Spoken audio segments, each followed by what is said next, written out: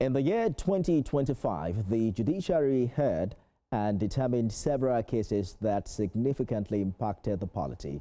Kemi Foladiemo and Celestina area captured some of the major happenings in the judicial sector within and outside the courtrooms.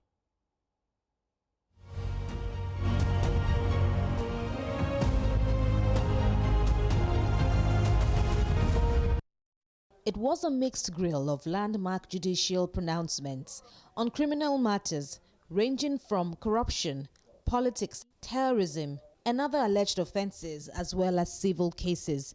In November, the federal government secured the conviction of the leader of the proscribed indigenous people of Biafra, Nnamdi Kanu, before Justice James Omotosho of the Federal High Court, Abuja. The prominent case, filed in 2015, had 4 judges presiding over it at various stages. Nnamdi Kanu was found guilty on 7 counts of terrorism, with Justice Omotosho classifying him as an international terrorist, citing his alleged intention to bomb the British High Commission, the American Embassy, and to assassinate the then British High Commissioner, Catriona Laing. He was also convicted for making broadcasts threatening anyone who failed to obey sit-at-home orders in the southeast, inciting the killing of security personnel, and ordering the manufacturing of bombs and other explosives. In its judgment, the court held that the defendant couldn't complain of lack of fair hearing, noting that he was granted 6 consecutive days to open his defense, but repeatedly made excuses to stall the trial.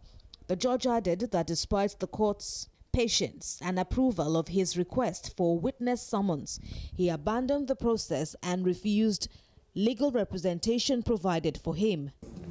Nigeria's legal efforts against terrorism in 2025 also saw the Department of State Service filing charges against 5 Ansaru leaders, while trials continued for the alleged mastermind of the 2011 United Nations building bombing in Abuja, Khalid al-Banawi, for others, as well as alleged terrorist negotiator Tukur Manu.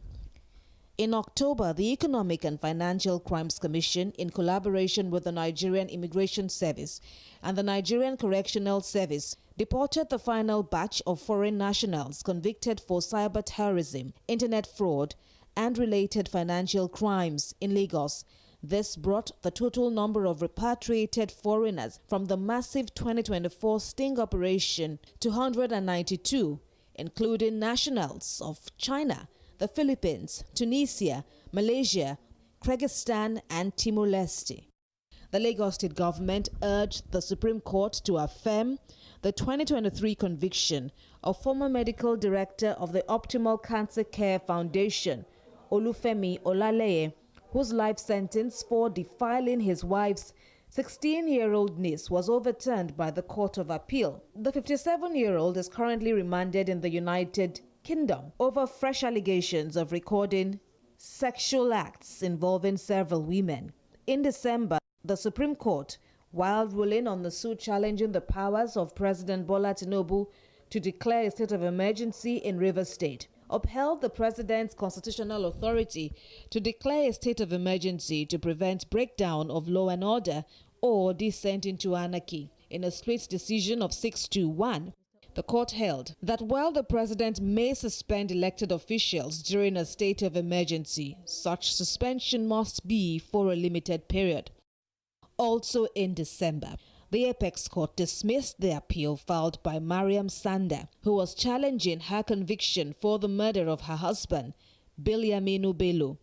The court also faulted the president's exercise of pardon powers while an appeal in the case was pending. For most of the year, the courts handled several high-profile corruption cases. In January, the Lagos Special Offences Court dismissed an application by former Central Bank Governor Godwin Emefiele, challenging the court's jurisdiction in his alleged corruption trial involving about $4.5 billion and 2.5 billion naira. The trial continues in 2026. And in July, the coroner investigating the death of musician Ilerioluwa Aloba, popularly called Mohbad, concluded its proceedings, recommending his burial and the prosecution of auxiliary nurse Feishayo Gidingbe for gross medical negligence. As part of efforts to sanitize the bench, the Chief Justice of Nigeria, who also heads the National Judicial Council, Justice Kudirat Kekere-Ekun, in June recommended 21 candidates for judicial appointment, compulsorily retired 10 judges, and cleared 9 others of age falsification allegations. The council also barred a National Industrial Court judge from promotion for 3 years and issued warnings to 5 others. The judiciary was thrown into mourning with the death of 2 former Chief Justices of Nigeria, Justice Mohammed Uwais in June and Justice Tanko Mohammed in December. The sector was further shaken by the murder of a retired Delta State High Court judge, Justice Ifeoma Okogu, in late November.